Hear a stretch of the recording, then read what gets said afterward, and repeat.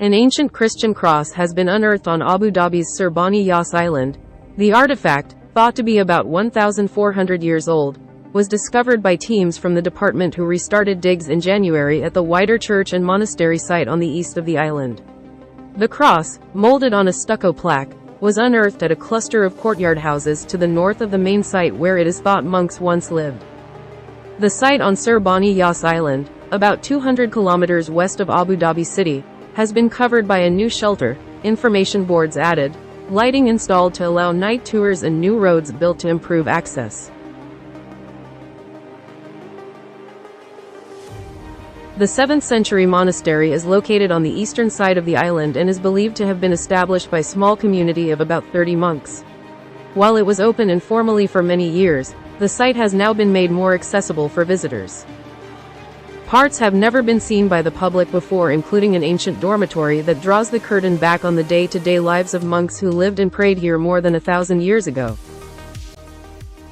The monks were Nestorians, the Church of the East, a branch of Christianity that stretched all the way to China. And they would be familiar to us today. The site was occupied for about 150 years and was a stop-off point for traders and travelers along established routes between East and West. There are many theories about why the church declined, but the advent of Islam meant many people either converted or left. But its presence in the region shows that Islam and Christianity managed to coexist and trade peacefully for many years. The site includes a nave, chapel, cooking areas, houses and a burial ground. It is also believed that a bell tower called people for prayer. Monks cooked bread and fished as the site is just a stone's throw from the sea. The artifact is larger and more intricate than the decorative cross found in the 1990s that first helped identify the location as a Christian site. It is thought the cross could have been an object of veneration and placed on a wall with worshippers kneeling before it.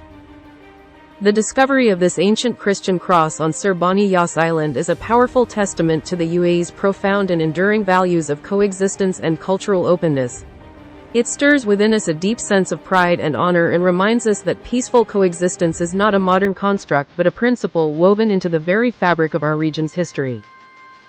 Excavations this season, the first in about 3 decades, focused on courtyard buildings to the north of the main church and monastery site. The plaster was resting face down and something about it caught my attention.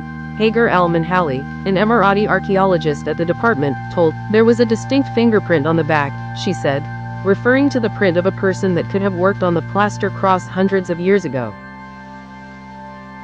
The cross, which is 27 centimeters long, 17 centimeters wide and about 2 centimeters thick, incorporates regional motifs that were common on artifacts in the Middle East, such as a representation of Golgotha, the hill where Christians believe Jesus was crucified.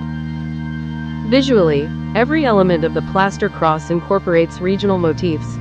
The stepped pyramid at the bottom, representing the Golgotha, the leaves sprouting from the base, the shape of the cross arms, the dots at the ends and the setting within a niche all find regional parallels in the Gulf and Mesopotamia.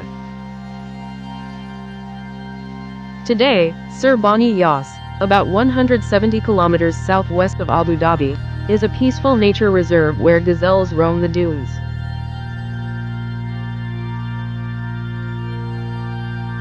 But evidence for human activity there dates back more than 8,000 years and it once had a vibrant pearling industry.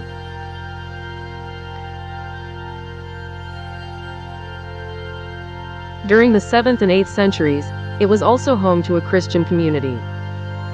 The new discovery provides evidence of Christianity in the wider community on Sir Bani Yas, rather than just at the church and monastery, and draws back the curtain on the island's past.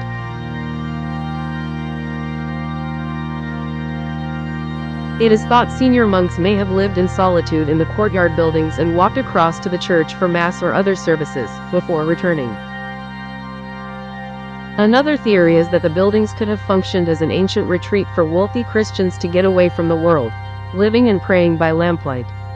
Ms. Gajewska said blackened earth found on the ground in the buildings could indicate places where residents had lamps. One large stone building examined this season was built using limestone and coral from the island. Ms. Gajewska said the buildings were unusual because they are extremely well made, featuring thick walls to tackle the heat and cisterns for water. That is an indication of a more comfortable existence than simple hermit life.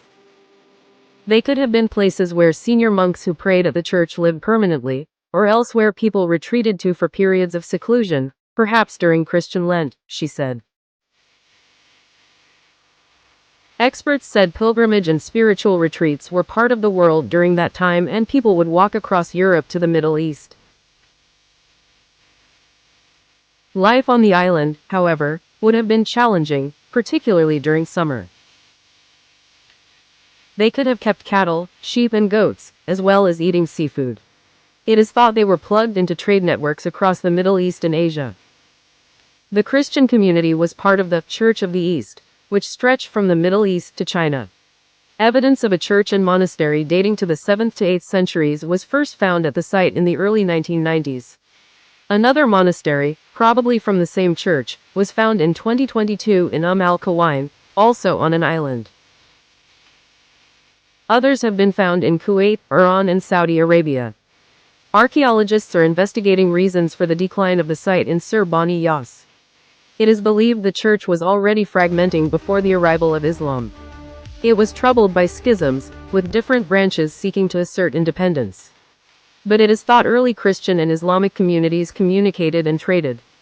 There is no evidence yet for any external event that led to the demise of the Christian site.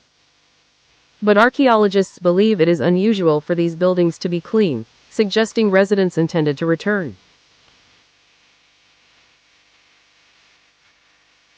This season's dig also uncovered pottery and large amounts of glass. A standout piece of glass was a small bottle, sea green in color, that could have been used for holding oil or rosewater. It is hoped there will also be further digs at the site.